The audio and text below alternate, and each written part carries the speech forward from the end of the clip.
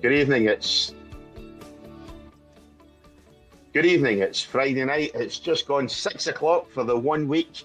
Purely and simply because I'm taking a wee bit of a break, getting some sun on my back, on my front, on the baldy head as well. You know what I mean? So it is what it is. Tonight we are talking on the Friday night football pitch with Dennis Newell as always and Scott Hartley, our Washington guest. We are talking women's football again. We'll be revisiting the row between Alan Brazil, Shebahn, Aherne. We'll maybe even discuss it in some greater detail, what the women's game means in relation to the men's game, and talking about female footballers as role models for ladies. We'll also be looking back on the cup shocks at the weekend. Dennis had some interesting things to text me last week regards Rangers, so we'll be discussing that and Liverpool. We'll be asking which of the two is the bigger cup shocks. I think Scott and Dennis will probably be in agreement with that one. And we will be having our discussion this week about the amount of non-British players at British clubs. Something that I noticed during the week in terms of how many foreign players are playing at our clubs. Dennis, how are we? I'm fine, Cammy. Yourself? Absolutely fantastic, mate. Absolutely fantastic. Hi, Scott. Hi, Dennis. Thank you and Cammy for having me back on again. Appreciate it. Not a problem, Scott. It's good to see you. It's good to see you. Dennis, I've been enjoying the sun over here, and I'll tell you, there's not been a day where the temperature is lower than the amount of goals conceded by lousy women's football teams, I'll tell you. You know what I mean? 24, 25 degrees is the coldest it's been over here this last week. Well, Goodison Park was warmer than that at the end of the game. Don't worry about it. Yeah, indeed it was. I managed to catch a wee bit of that the other night, you know what I mean? Yeah. So fair play to both sides there for putting on a fantastic spectacle, and indeed for Everton for getting equaliser. But I think the place to start, Dennis, we've both teased it there about the women's football, but let's get the cup shocks out the road first of all. Liverpool and Rangers. I was actually thinking about doing a special tonight, or doing a bit tonight on the lack of cup shocks last weekend, because on the Saturday there was nothing, and it all kicked off on the Sunday. Liverpool going down 1-0 at home park down in Plymouth, but Rangers at home to Queen's Park losing 1-0. Which of the two is the bigger shock, Dennis? I think probably the Rangers one is more of a shock. Yeah. Because I haven't gone into Plymouth, but I'm going to take it that they're full time. Without saying that. So, without stating the obvious, you've got to look at Queen's Park. Now, you go back not that many years. They were in the lower divisions, and they just seem to be making up the numbers. Amateur club, well known for that for probably 100 years. Now they've obviously stepped up a gear, and they have come into the arena and have challenged the big boys. To get to where they were to begin with was excellent. You know, To get to the fourth round is always good with a club at that level. But, you know, if you look at them, they're not exactly pushovers anymore. You know, they're sitting there in fifth spot in the championship, which means you're still in with a shout to some degree. I don't think they will, but they could possibly gain promotion into the Premier League. That would be unthinkable. As the cup goes, I think Rangers probably done enough to win the game. Cammy, I've been through that as a manager. You set your stall out, and the bottom line is, if you don't turn up on that day, it doesn't matter who you're playing. They can beat you. And that's what happened. But I'll tell you what, VAR threw everything at it to try and get them the fixture on their side. Seriously. I mean, I mentioned to you later on, I couldn't believe it. Who in their right mind, and I'll debate it all day long, it was never a penalty in 100 years, because the big centre-half went and won the ball, and with him winning it, it didn't matter whether Desser was there or whether he was in his own goal mouth. He was never getting to that ball. So the push was never, ever obstructing him from getting the ball. That's, to me, end of story. The centre-half went and won it. What went on behind him is totally irrelevant. So it was never a penalty. 2 seconds to go in injury time. And I'm really surprised they didn't have the bottle to go and make them take it again. And to be honest, if that had happened, I would have shut up shop and not watched another game of football, because I would have said it was fixed. It really looked as bad as that. And I'll tell you what, the referees need to get a grip as well. They're getting worse and worse, even with VAR. And they're sitting in their studios and they still can't make a decision. It's shocking. And they're getting paid money for it. This is not an amateur setup we've got in Scotland. It's professional. But, there's an attitude you've got to say to yourself, if these guys can't do the job, get somebody in that can. And they seem to be all in this small goldfish bowl. It's the same referees that are heading it up. So you might have Dallas in the room that's deciding this when you wouldn't have made the decision in the first place. So we need, I think, people that's played the game, understand the game, and can make decisions that will maybe have supporters going away going, oh, I'm not sure about that decision. And then when it comes out, it'll be the understanding that the person that's made the decision can explain, as a footballer, the reasons behind the decision that they made. Yeah. We've got people like Harris and Cammy that don't know the game. They just don't know the game. I've heard some people on different shows rattling their gums about players and decisions, and I'm going, seriously? Now, I know it's all about opinions, and we're quite entitled to it, and it's the same with me. It's only my opinion. But when we're looking at decisions being made, then you've really got... I mean, there was an English game last week, and it was Leicester against...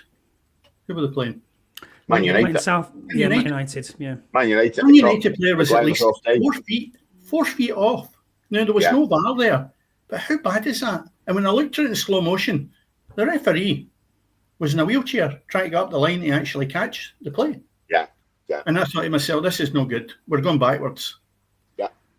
I mean, Scott, the debate there about VAR, etc., obviously you don't have it in your FA Cup because it's not in all the grounds, and I totally agree with that. I was always brought up that refereeing and decisions should be a level playing field. It's always in the opinion of the referee, not the opinion of some boy sat in a studio, So, they got it wrong against Manchester United or for that Manchester United game. But obviously there wasn't any VAR there to correct the decision. Now, whether they would have done or not, it's another matter. But VAR, is it ruining a game, Scott, or is it actually making it better?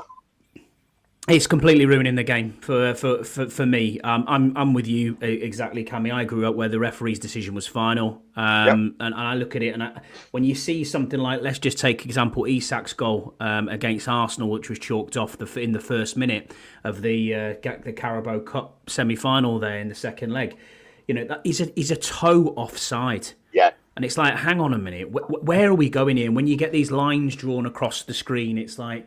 And then the thing that's really annoying, especially if you're watching it in the stadium, is it's 4 and 5 and 6 minutes to make a decision. It's just taking far too long to do something. Goal line technology is the ball over the line. I get that, completely agree with that bit. But VAR is certainly ruining, especially as Dennis says, when someone's getting paid for this to sit in a studio who doesn't understand the game, never played the game, doesn't get it. That's a real problem, especially when you see goals like you had Man United against Leicester. It's just you see, Scott, see that kind of goal. We've suffered this for 100 years or more. Me, probably more than 2 years put together. But the bottom line is, decisions by referees were poor, and the reason, I don't care. We'll use the word poor because that's the reason in my head VAR was brought in to improve the game. Yeah. It's not. Instead of one daft day out in the park, you've now got about 4 of them that can't make their mind up. And it's taking 6 minutes, as you say. And I would rather go back to referees making a total disaster of it, like the Leicester and Man U, and live with it, rather than you're thinking you've scored a goal, you're elated, and it could be in the dying minutes, and the next minute, some dafty in the room's decided, no, it's not a goal. So the supporters are up there 1 minute, and then in the gutter the next. And as a player, it's 10 times worse, I can assure you. So the bottom line is, we have gone nowhere with VAR. Nowhere. You mentioned it, Dennis, with the Goodison Park, that Tarkowski goal at the end there. I mean, how long did that take to be confirmed? It's just going backwards, as you said, and it's taking far too long to get what is a flowing game, or should be a flowing game, to a quick conclusion. We know, Scott, to me, you get the benefit of the doubt. I'm always keen on the benefit of the doubt. Goalkeepers have had it for a century, right? Mm-hmm. So to me, as we talked about there, you mentioned a toe. That's taking the... Listen, there have been some excellent goals scored, and it gets pulled back for somebody's toe or a finger or something. That is... That's all, and I'm saying, wait a minute, there was nothing up with that goal. Just let it go. It was a delight to see the goal. It was outstanding. and you're being punished because somebody wants to sit in a room and split hairs with a toe. That hasn't been the problem that caused that goal. That toe has not created the failure for them to defend that. And that's what should really be looked at. If the VAR is going to improve it and say, no, that guy could have stopped him scoring with that toe, then I'm all for it. But it's no saying that. It's just making a dividing line. It's like a rule book where the traffic warden comes along. You're 30 minutes over, there's your ticket. There's no grey areas. No.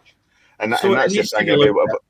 But we're getting away from the main point, obviously, of the cup shocks. Yeah. But before we do move on, Scott, you're talking about decisions taking 6, 7, 8 minutes. Obviously, you and I follow a sport religiously. Sorry, Dennis. I know. Yeah. And decisions tend to be made quicker than that. But also, I know, obviously, yourself with the rugby union as well, you know, and obviously you've got the assistant ref in rugby union, and decisions are made so much faster than when you watch the rugby union as well. Yeah, I think the difference they've had there, especially for things like yellow cards, is having that bunker review where they can just say, look, I don't physically know if it's a yellow or a red card.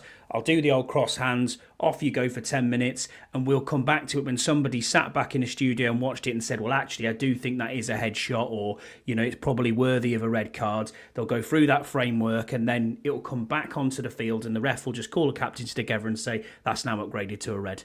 Yeah. And that's it. You know what I mean? And we need to do something. I'm not saying we need to do something like that, but it's just more and more stoppages in football that's taking far too long with VAR. I understand the premise of why it was brought in, and I get the decisions as to why it was brought in, but it just hasn't worked. It hasn't worked since it's been in. Yeah. Dennis, before long, you'll have a game of soccer lasting even longer than the sport that Scott and I follow, you know, football, and it's going to come down to VAR decisions. But again, getting back to the cup shocks, you know, obviously Rangers shocked by Queen's Park. Whether they should have won the game or not, they didn't. They had the chance at the end, obviously, with the penalty. I think you're right. I think it is the bigger shock. But what I will say in relation to the Plymouth-Liverpool game is obviously Plymouth, the poorest defensive record in the English football leagues. You know, that they can't buy a win until obviously during the week there when they got a 5-1 win, but they've got one of the poorest records in England. Liverpool, who are scoring for fun, couldn't manage to find a net at home park at all. So I think there's an argument there where you could say Liverpool was the bigger shock, just purely and simply based on that. But they rested a lot of players, you know, and then obviously Rangers are at home as well, you know. Yeah, so I was going to say, Cammy, that Rangers are at home. That's the difference. Yep. As Dennis explained, Queen's Park were a part-time side not so long ago. Plymouth are still in the Championship of English football. Yeah, they're bottom, you know what I mean, and they're plumb last. They've got a brand new manager in. They've clearly had that manager bounce. They've had 2 decent centre halves who they've brought in. Ukrainian boy was, I can't remember his name, but he was very good. But when you're changing a Liverpool side with 9 changes from the previous week, that's the problem. And sometimes, as we'll get into, the foreign players don't seem to want to go down to a massively long journey. I mean, I've been to Plymouth and I've drove from Carlisle to Plymouth, and I can tell you it is not a decent journey. Not for the one they're trying. It's a long way. So even coming from Liverpool to Plymouth, you know, the other end of the country, it's a long way to go. I would take it they will fly. Because we probably, most likely, yeah. Chelsea went when we know that Chelsea everywhere outside London, Chelsea flew. The other top flight teams all fly now, and you know you've got smaller airports as well.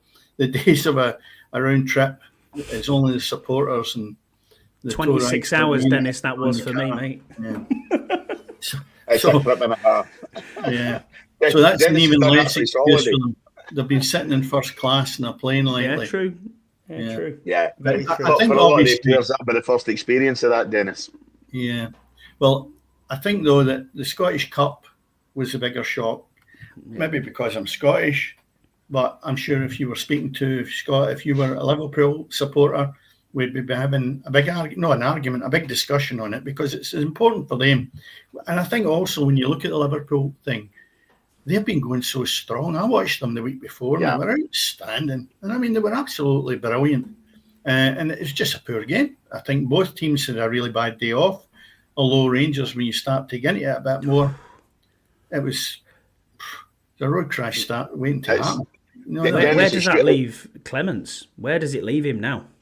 Oh, and a job, because he's got a job. The two that are actually running that club at this moment in time have not got the bottle to go and get rid of him.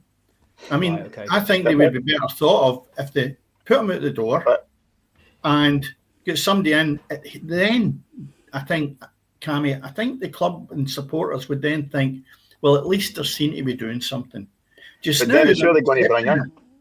Well, what they're doing is they'll probably be sitting there with all the coffers which they can bring in, counting all the 50 pences that they're saving. And then they'll keep that and they will use this as an angle to try and get the season tickets loaded up for next year. Yeah.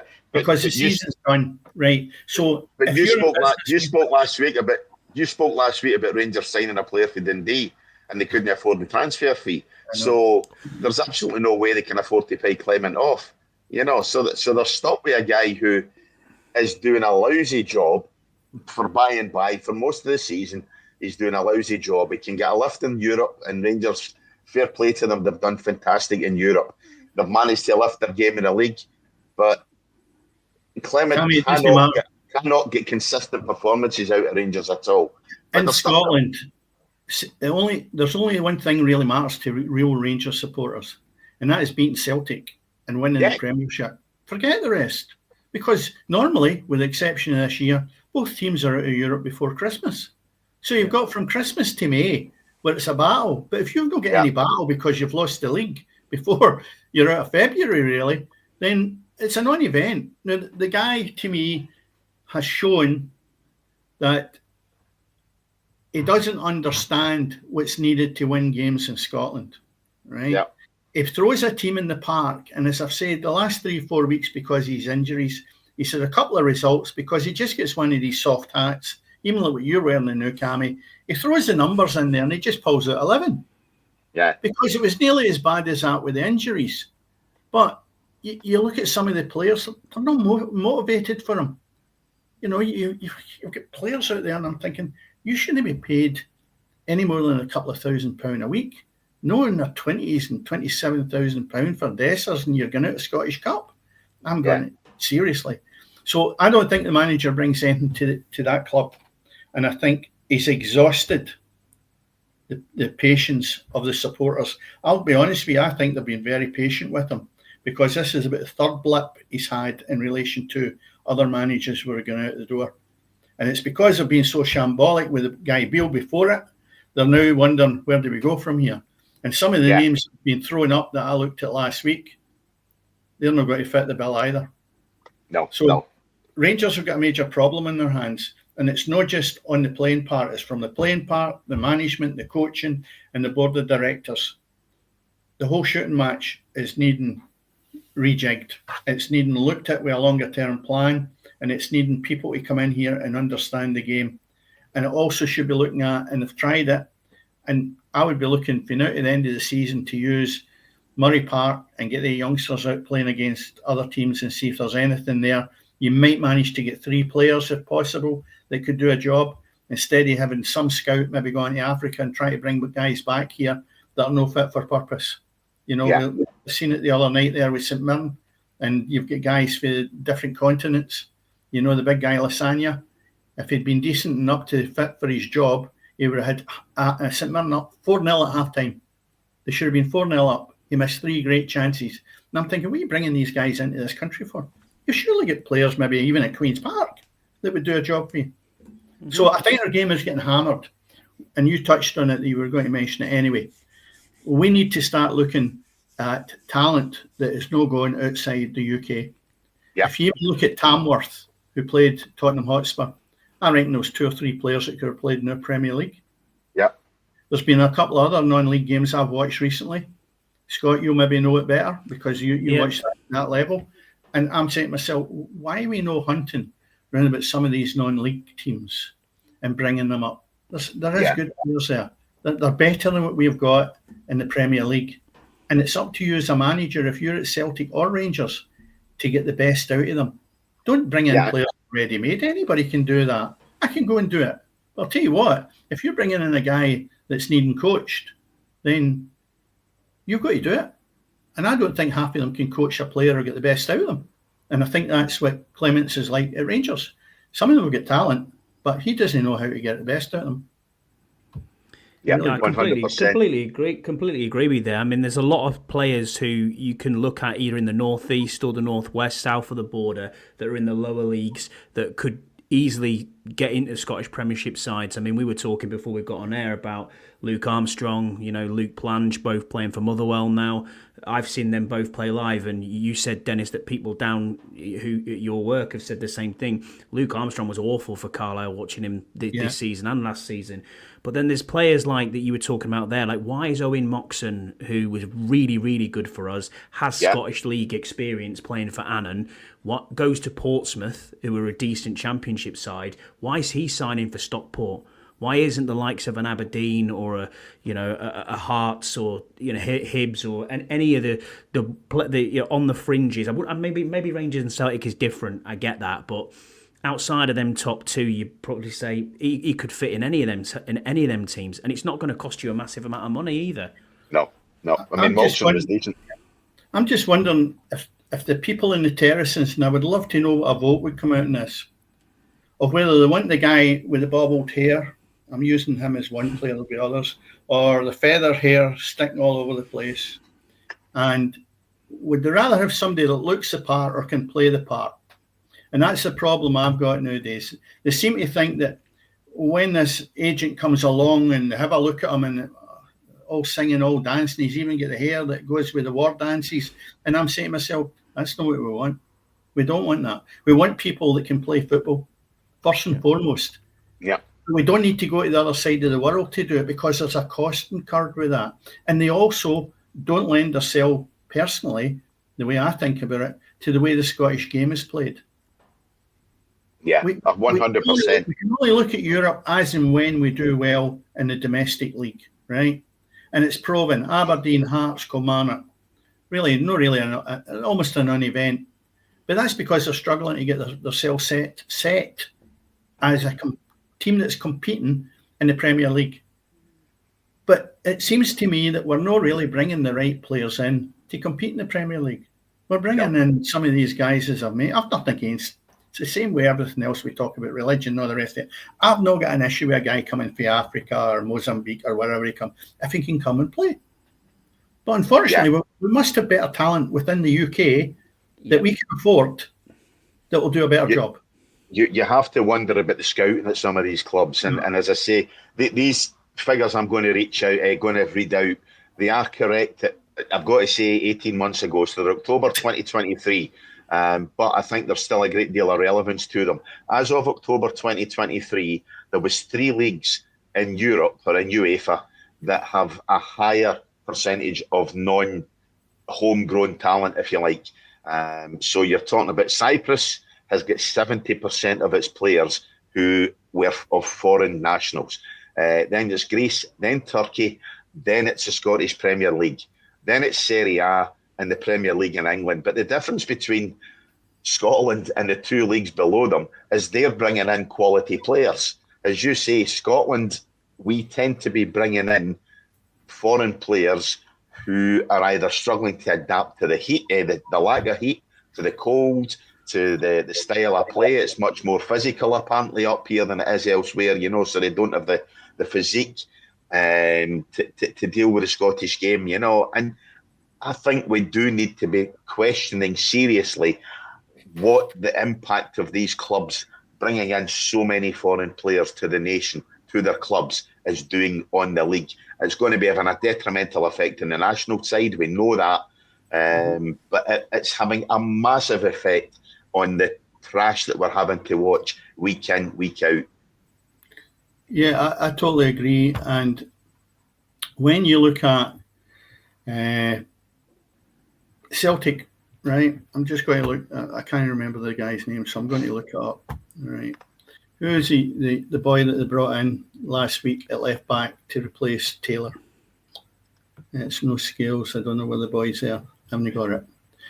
Anyway, they brought another lad in after the young boy went back to Barcelona, if you recall. Yeah. So, and then I look at, and I watched it quite closely, and then I say to myself, Celtic's no short of Abertut. And I watched the Hearts against St Mirren, and the boy Penrice, outstanding. Yep. Outstanding. In comparison, and this is where I'm comparing it, against what Celtic have had in that left channel all year. His deliveries into the box, and he's a good bit away from it, but you know what he reminded me without going up the channels too much? A young Andy Robertson. Yeah. And I'm saying to myself, see if you buy him. Where's your loss? I'll tell you what you've gained. You've opened up that left back position when you go to play Hearts for one. Maybe not the best defender in the world. He's not a finished article by any manner of means. But when I look at what Celtic have got and what they brought in, boy, he was all over the place, the new boy, the last two games. We just bought Jota, haven't they? Is that? No, they've brought the other lad in. I'll get it in a minute. But the thing is, he come in and I thought to myself, he's in the lion's den to begin with, right? And Taylor's no fit. What's it called? I'll come back to it. Okay. So I'm looking at it, I'm saying, why have you brought him in when it's Schlupp is his name? Jeffrey Schlupp. Yeah, Jeffrey Schlupp. Jeffrey Schlupp. For down south. Yeah. Palace. I think he was that one. For Palace. But he used to play for Leicester. What was wrong with going for the boy Penrice at Hearts? I'm only making a comparison when we look at keeping Scottish talent here. Mm-hmm. And I just say, there's an example when we don't need to look too far. Is it because we think it's trendy to be going the other side of the world or getting an English player up here? I'm sorry, we need to get back to grassroots to understand what we're meant to be doing. And that was a prime example where I made the comparison between Monday night and Celtic's Champions League game. And I thought to myself, something drastically wrong here when we're not identifying. Even Rangers going for him, because Rangers have had problems in the left back position. Yeah. Or even if they sign him for the summer or something, they just, I don't know. There's something drastically wrong with it. The scouting systems up here where they are not looking at players at lower league clubs. You know, I mean, you're talking about Andy Robertson there, Dennis. Andy Robertson went from Queen's Park to Dundee United, from Dundee United to Hull, from Hull to Liverpool. You know, so he was never a finished article when he left Queen's Park. Dundee United nurtured him and coached him, got a few quid for him when he went to Hull, and he spent 18 months at Hull City and turned into a decent player. Get back to your days. Where did Alan Hansen start off? He started off at Partick Thistle before Liverpool put a punt on him. Yep. You know, we've got the history of players. Celtic loaned out Kenny Dalglish to the juniors, you know, to try and make something of him. You know, if we want to go back that far. Too often now, clubs want to try and think they've got the finished article and they can bring in these players for the cheap from some of the wildernesses in world football. And it's just not working. It just is not working, and it's going to stagnate our game both north and south of the border as well for you guys, Scott, because I think your national team will eventually start to suffer. I think you're already starting to see it, you know, and you've got a few quality players and a few talented guys still playing at Manchester City and some of the bigger clubs, but they're just, as a country, I think you're going to start to suffer for the lack of quality English talent being nurtured and coming through. I think it's just a cutthroat industry at the minute, and that's part of the problem being in youth setups. You know, how many players do you see on a weekly basis where you look round a random Premier League game and it's a guy who's played for two youth setups from one of either the big, supposedly big four, big five, and he's playing up front for Aston Villa. And you're like, hang on a minute, what? Who's this? And you've got no idea, and it'll be the same stagnation if you've got in north of the border. You know, in Scotland, it's going to have a detrimental effect in years to come from kids that are wanting to play football now. You know, where is the feeder system that used to be able to go, right? Well, I'm playing for Cowden Beath now, but you know, next year I might be playing for Dunfermline, and then the next year after that, I could have a couple of good seasons with them, and then I've maybe got a chance of getting into the Premiership with a team. You know what I mean? It's difficult to say, well, that's where I'm gonna go, because anyone can have a good season in that Scottish Championship and get themselves into the next level for one season. But it's tough to look around and think, well, where's the next production line? Where are we going to be in 5-10 years' time when there's kids who are maybe not wanting to do that because we're being overrun by either talent that doesn't make it down south, and they think they can make a fast buck on players that have been released from youth systems, or, as you said, you're importing the talent from elsewhere. Yeah. That doesn't work. It's not going to work.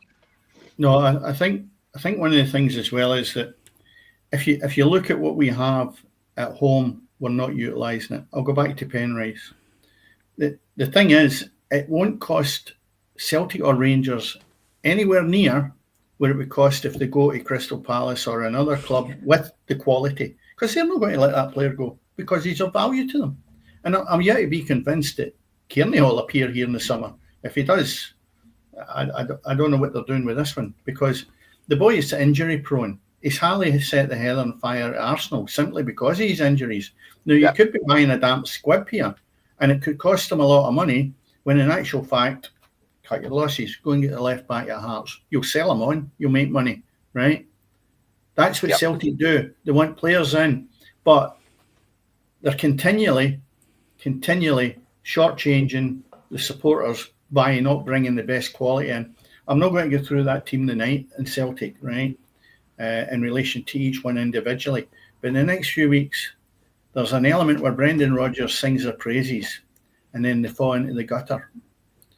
And there's been a few recently that he's sung their praises and they haven't performed. And they're very fortunate because the Premier League in Scotland is not testing them. They do get tested when they go to Bayern Munich and stuff like that. But if you look at it, and I talk about the left-back position, you need to look at the 2 goals again from Bayern Munich. Yeah. Where Harry Kane, one of the biggest threats in world football, has a free header at the back post, left back. Where are you? Surely that's something you work on in training. Now, your manager's got to be accountable for that, because he's got to be picked up. I don't care what you say. You stop him scoring, you've done your job, son. That's not happened. There's a big gap at the back. I rewound it right away and I went, seriously? Kane's got that much space? No, it should never happen. So to me, Celtic are flawed, big time. That lad Penrice, did he play for Partick Thistle for a while? Before he went to Hearts? No idea. Because I'm sure I've seen him play actually, and I do remember him as a talent. Mm-hmm. Pretty certain he did play for Partick for a while. But I think maybe the agents have got to maybe sit up and look at themselves a wee bit, and they should be questioned that when you're presenting somebody, you get into somebody's office and you're trying to sell them something. And I've said this a few weeks ago. Don't be scamming them, because there's an element of scamming them. The products are no fit for purpose. You know, don't tell you this guy will score you 20 goals and you're lucky if he gets 2 assists. But he looks great. He's got all the hairdos, this big streamers and everything out his hair. But I'll tell you what, he looks the business. No, I can't even wish for that. Now, maybe we used the word on me last week, dinosaur. It probably is, but it's just my opinion. Yeah. And I don't think that I think supporters in general are shortchanged with the rubbish that's been put in the park. Yeah, Scott, you're right. Penrice started his career at Thistle. Did he? Then he went on loan to East Fife, went to Livy, and then for Livy he went to Hearts. You know, so he's not a young lad, Dennis. He's 26-year-old, you know. So no, but listen, there's every possibility there. 2 goals, 3 assists. That's no bad for a left back. You know, you watch his deliveries into the box, Cammy. His deliveries into that box were outstanding against St Mirren. Absolutely outstanding. And it's a while since I've seen that. I don't normally pick up any individual, but in this instance I will, because the boy has got a future if somebody gives him the opportunity. He's got an opportunity at Hearts, of course, but at the same time, there's a bigger platform there. And with Celtic and Rangers, certainly Celtic not confirmed a left back. Rangers could do with one. They're the 2 big 2, or get yourself down south, son.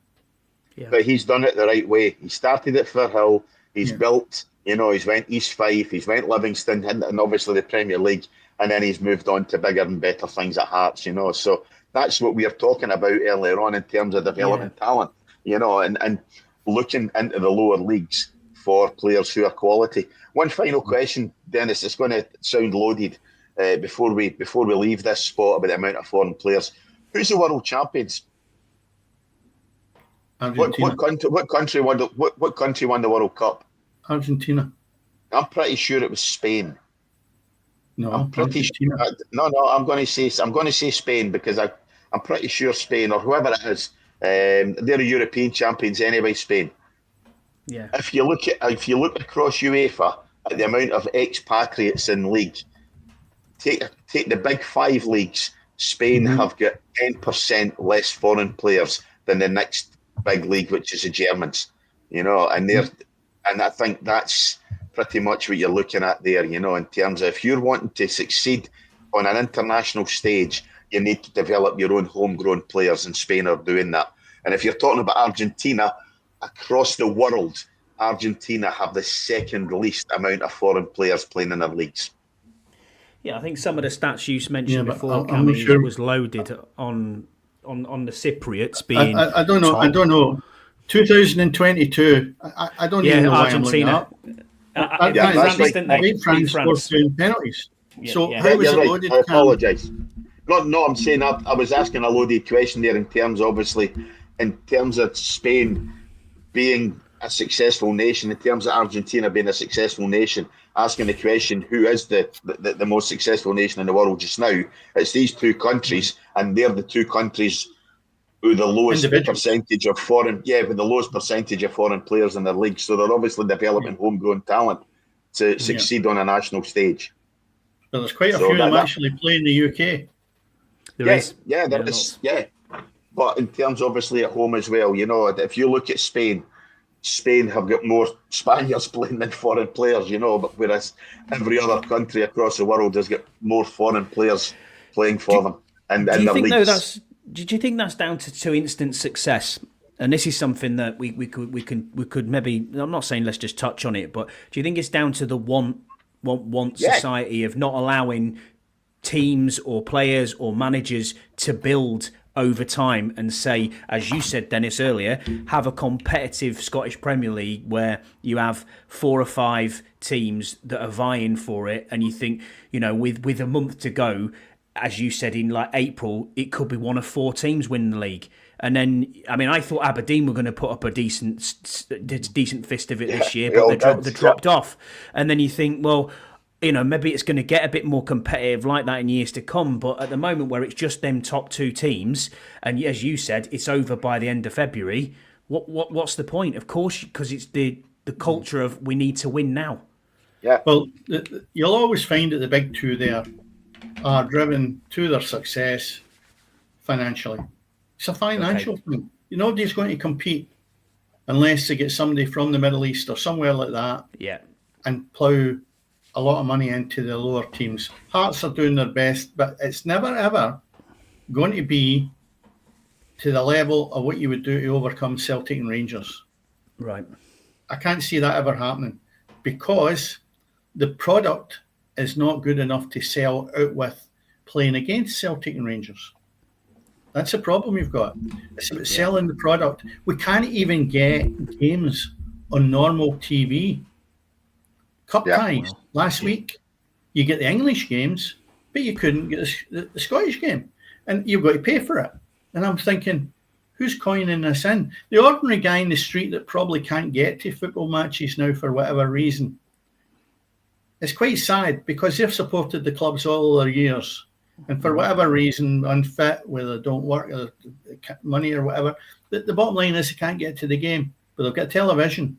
And some of them don't have the facility to pay for whatever one it's been thrown up now, because again it's getting more diluted. There's more and more coming in, all want their piece of the cake, and the 2 big boys, we'll have that. Never mind the supporters.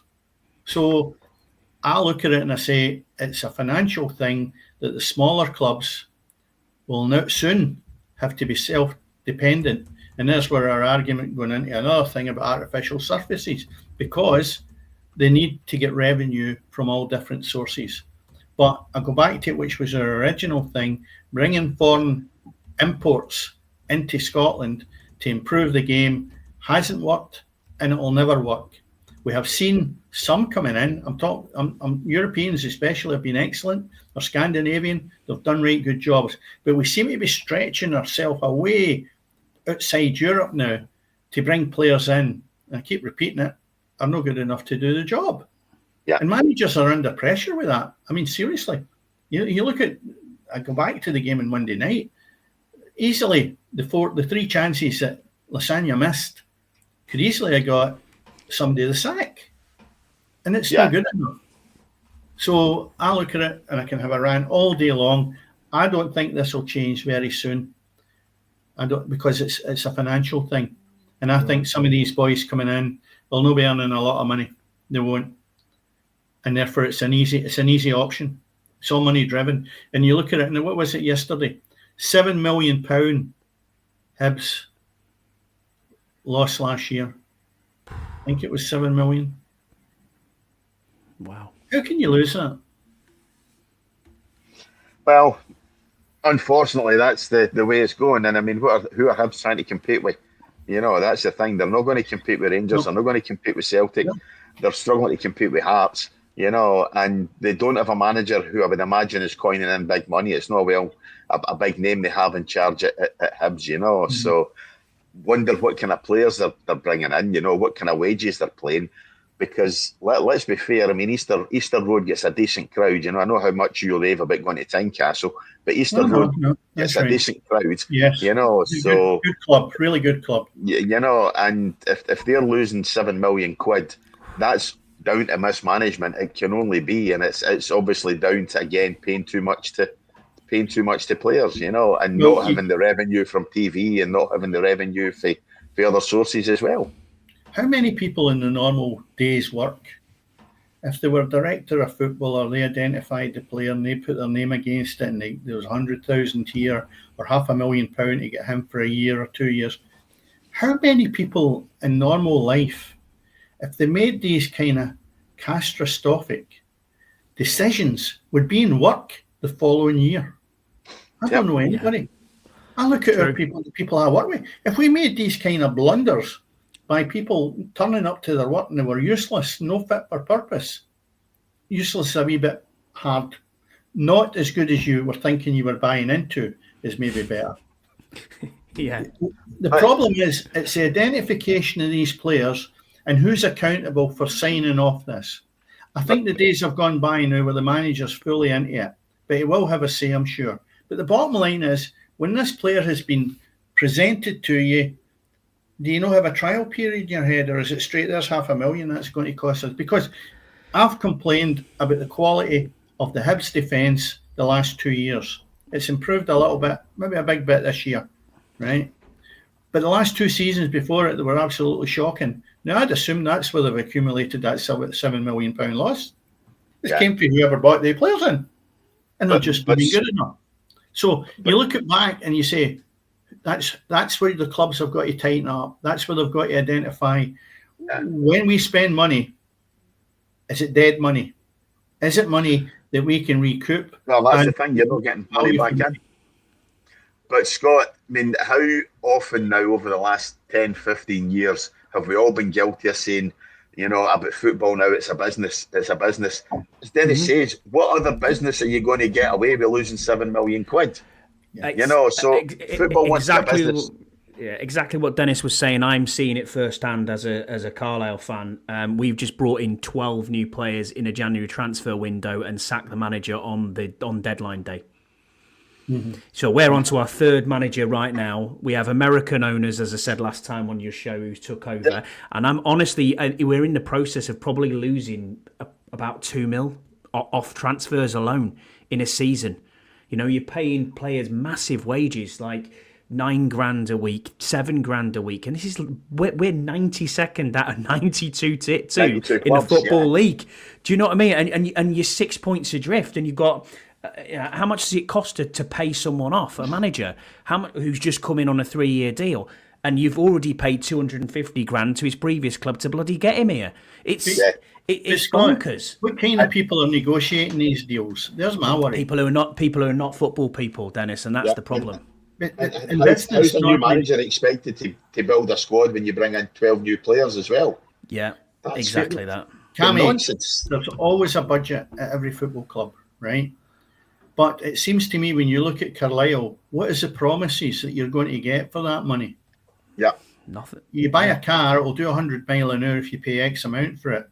Or you buy whatever else for 30,000 or whatever, it's not going to go at the same speed, right? So you buy what you can afford. And when you look at Carlisle, if the American owners are wanting to throw that kind of money away, then so be it. That money doesn't become an issue then. But when you want to progress, you want value for your money. And that then needs good football people to identify the right people and bring them in. Now, it's scattered all over the place. The players are coming in, and every weekend that I'm looking at games, or even during the week, I'm seeing flaws that, even at my level, I would never have signed them in a million years. Yeah. And they're picking up good money. They really are. Yep. And I'm saying, who's identified that guy as being a good footballer? Exactly that. Yeah. But before we move on, just one final point on that, Scott. Then, do you think Wrexham have got a lot to be guilty for Carlisle wanting to throw that kind of money away, or?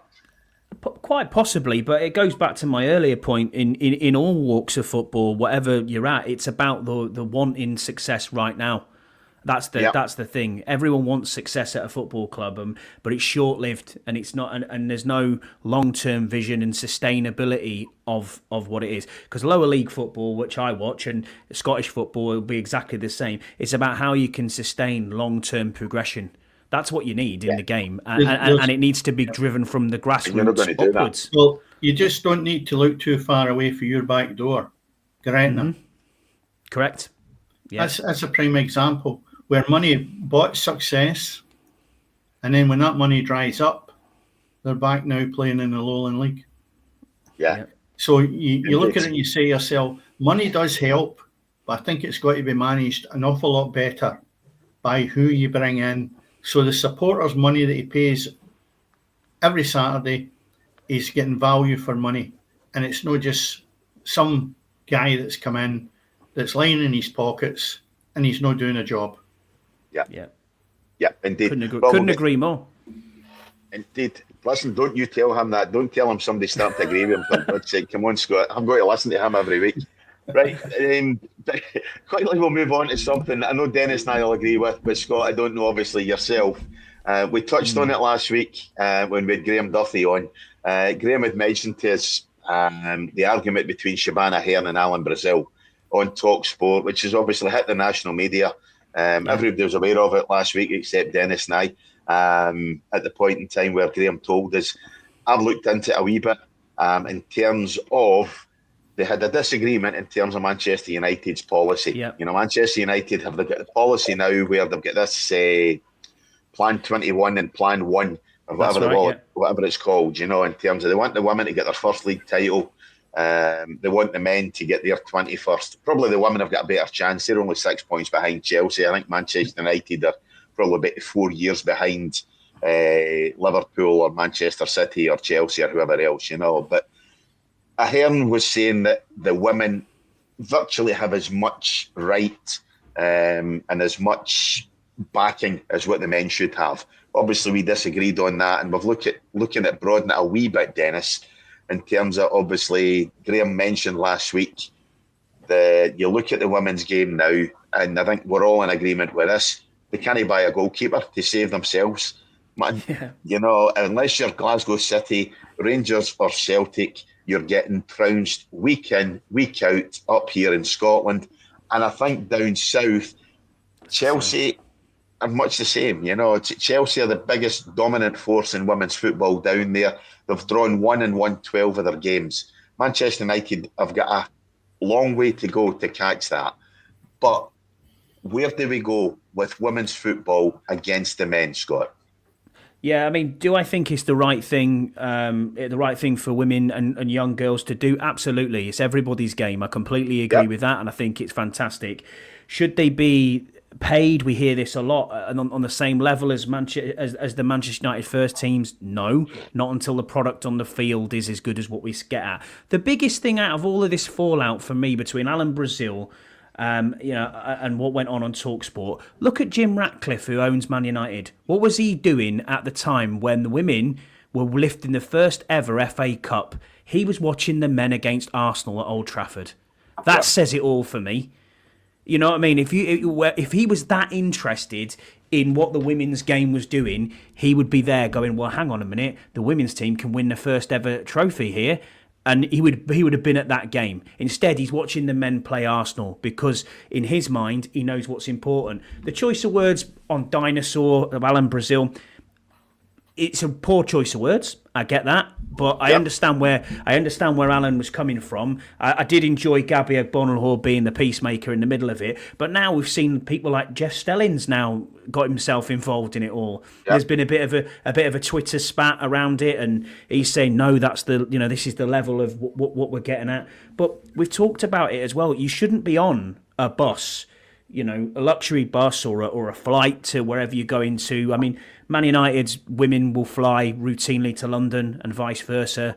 That's until you can get that level up and you can get into, and there's some very, very good women's football teams out there in Europe who are exceptional. Till you get to that standard, you can't ask for parity. You can't, until you're selling stadiums out every week, you can't ask for parity. Because I enjoy the women's game, I do watch it. You know what I mean? Did I watch the Lionesses? Absolutely, I did.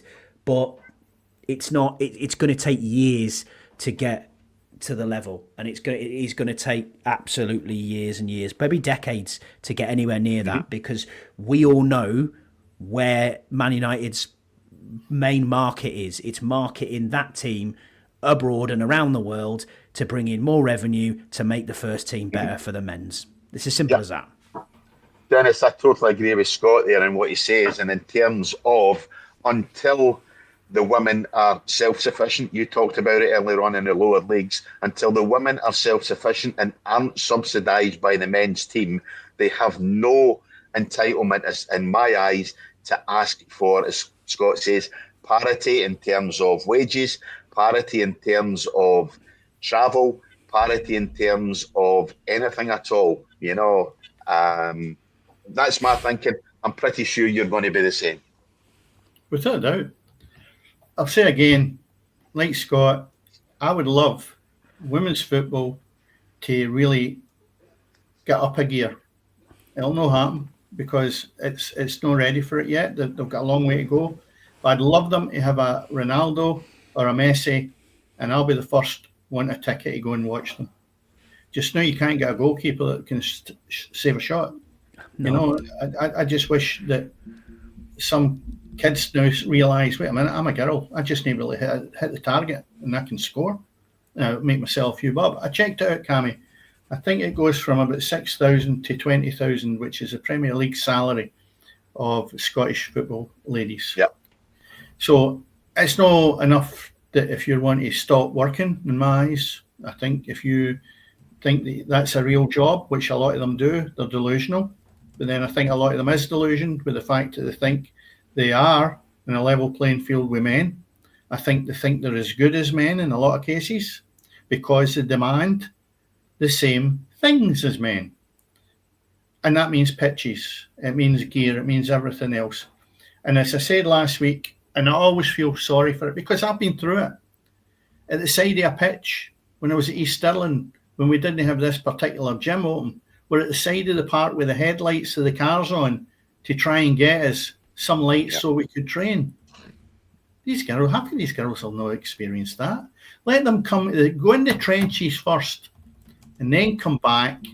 In other words, get your brownie points first. And the saying it's probably born, they've got a Ferrari before the license. Yeah. And that doesn't work with me. You've got to have an added value if you're playing in that team. No turning up, looking the business. And to be honest, you can't really play football, hen.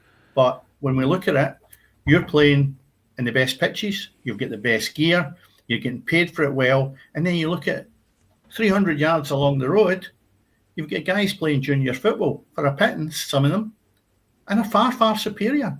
And if it was a toss a coin just now for me where I'm going to go and watch, I'm going to that junior game for men. Yeah. I mean, and that's the Alan Brazil thing, because he said nobody cares. It's not a matter of nobody cares. What he should have said was the level women's football's at, it doesn't entice most men that watch men's football to go and watch it. Right? That's it. And that then might have prevented her calling him a dinosaur. But she's out of order because she thinks the women have a divine right to everything that's going. I'll explain. Last week, I'm going to Stirling on the Sunday. I passed the motorway and I glanced across at the other side of the road, and here's this magnificent bus coming down the other way, Aberdeen FC, all over it. Purpose-built, with the looks of it, luxury, right? I couldn't even go on holiday in that bus. It would be too expensive. So I'm looking at it. You get the Pensioner discount. Aye, okay. So I'm looking at it and I'm thinking to myself, it's 12 o'clock. I think Aberdeen's playing at home against Dunfermline. So I'll leave it at that. Come back home and I'm thinking maybe it's the reserves or whatever. And again, I look at the fixtures. Rangers ladies are playing Aberdeen ladies at Broadwood Stadium. So I then look at it as the game goes on, 1-0, 2-0, and cut a long story short, 10-0 to Rangers. They've come all the way down in that bus, total luxury, 22 shots against Aberdeen's had, not one attempt in goal, not one. Now you've got, I would take it Scott Booth's a full-time manager at Aberdeen. Then I go in and I try and find, what's it costing Aberdeen for to have this women's football team? Because we're back to what I was talking about earlier, finances. Could be one player, but that one player could win you the Premiership. Mm-hmm. So I look back into it, and it's a smoke screen. When I looked it up, there was no disclosure of what it was costing Aberdeen to run the women's football team. It gets taken in and almost hidden, because most people will be up my arms if they found out what it was costing. Yeah, absolutely. So I look at it and I go, you've asked the question, there is a place for women's football. Not for me. And they can be up my arms all they want. But I'll tell you what, I think it's scandalous that a female can actually call somebody a dinosaur who's never seen anywhere near how good a player Alan Brazil was. And she is not qualified to call him a dinosaur. And I think it's disgraceful that she said it. Yep, 100%. I mean, the bit I got there, I mean, I'll always go back to 2 years ago. I actually watched a game, and it was the Wrexham Red Dragons against the US women's team. And the US women's team was the big thing at the time. And you had a 46-year-old Lee Trundle playing up front. He scored 6 goals and they lost 12-0. Yeah. Now, 46 years old. He wasn't even playing football then. And we know that he had a great career for Wales and in Swansea and all them sort of teams. But he's 46 years old. Do you know what I mean? And it's like, and it was absolutely not competitive in any way, shape, or form. Now, that's not to say that it's not the right thing and young girls shouldn't be inspired to watch it. Absolutely, they should be. And dads should be out there taking the daughters to the football, or mums should be taking the daughters to the football. There's no issue with that. I think that's fantastic. But until it gets competitive, as you said, Dennis, they've got no right to sit there and say we want absolute parity at all. Yeah. Again, I'm all for it. I'm delighted. And as I said last week, I would rather go and watch a women's football match with smiles, with all this verbal abuse and bad language. That either. And to me, I would rather have that kind of manner at a women's football match than what we're seeing in the men's game. But as I say, it's got a long way to go. I hope they get there, but I don't think it'll be in my lifetime. No, I definitely don't think so. All you dinosaurs will be extinct by the time that happens. Let's be fair. I mean, that's the thing. I mean, I'll very, very quickly touch on it. You've got ladies now who are portraying themselves as role models. Men have done it for years, whether they want the right to do that or not, and I don't think they should, by the way. I think, Scott, you should be your kids' role models. I should have been mine. Dennis used to have been Christopher's and everything else, but girls are now looking up to female football players. They're looking up to whoever it is. The only one I can happen to mention, I'm afraid, is Sam Kerr, who in the news this week has done everything but be a role model, in terms of what she's done. And I think that's where you're saying about women's football now is portrayed as being holier than thou and a wonderful fun and a great exhibition. I think women now are at a stage where they really need to seriously start taking a look at what they're portraying themselves as off the pitch as well. I disagree with that. I think you've got to be held to the same standard. If you want the same standard, you've got to hold yourself to the same standard. Exactly. You can't have that have a difference of attitude or opinion there. I think what Cammie's saying is, and I know I ain't getting into too much depth. She was found not guilty of abuse. Racially aggravated assault, I think it was. Right. Yeah, right. She was found not guilty with it, but I read it and I thought, I don't know how she got away with that. But on the back of it, and you asked me the question earlier, Cammy, about before we come on, I don't think it's the relevance of what we're here to talk about tonight, really. I want to comment too much on. You'll get it with male footballers as well. They go off the rails, and she's probably maybe snapped, and maybe later on she regrets it. If she doesn't, well, that's up to her. Seriously. Yeah, no. As I say, I'm just talking about as a role model. I wasn't want to discuss the case or anything like that at all. And she was the only one whose name I know. You know, obviously because she's high profile and because she's been in the news. You know, and if they're looking for parity as females, they have to obviously take on the same standards as men, and that's behaving themselves off the park as well. You know, they can't be acting like some footballers for 20, 30 years ago, you know, Tony Adams, Paul Merson, the likes of it, you know what I mean, if they're wanting that parity now, you know, so they need to behave themselves and really, held accountable. Really, she got away with it. So it's not been a learning curve, is it? So the bottom line is, until the next one comes along, that there is an element there that they sort of look down their nose at the men's football game as if they have arrived. And that's what I would like them to clean up a wee bit. Look, you can be equal, but you know, walk before you can run. And I think that's what they're lacking. They think they've arrived and they're far from arriving yet. They're 100% in men's football. Yep.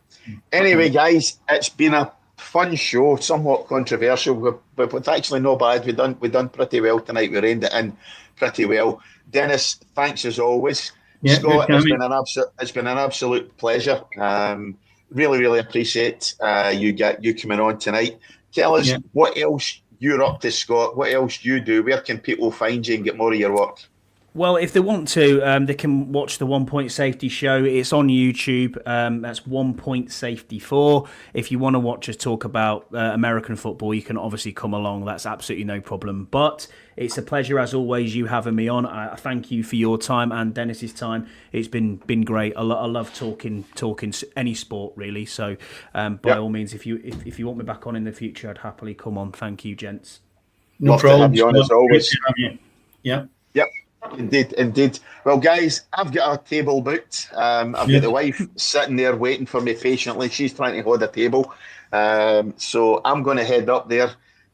Believe it or not, Gran Canaria go mad for Valentine's Day. I don't get it, but never mind. The bloody restaurant's mobbed. So I'm going to head up there just now, guys.